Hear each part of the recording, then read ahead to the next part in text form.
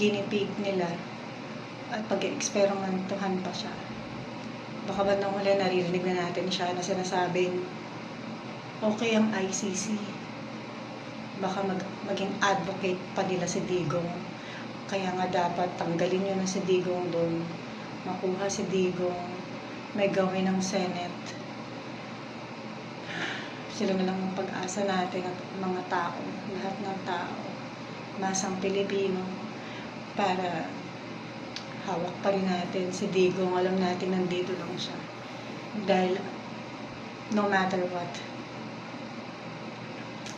ang pinaka-importante pa rin, makuha siya. At walang magawa para baguhin siya doon. So sana magtulungan lahat ng mga dapat magtulungan.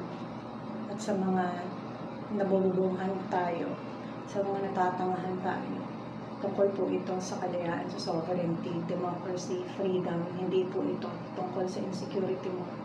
Hindi po ito tungkol sa ating lahat. Hindi po ito tungkol sa 1 to 20% na sinasabi niyong nabiktima, namatay under his administration.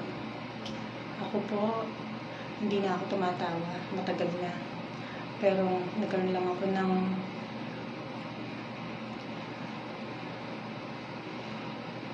pag-asa ulit nung tumatawa na ako.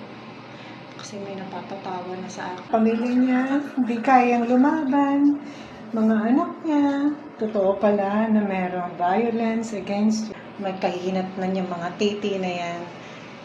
Parang nagkaroon ako ng pag-asa. Si Digong na lang talagang pupuntahan ko. Dahil wala na ako ibang malalapitan.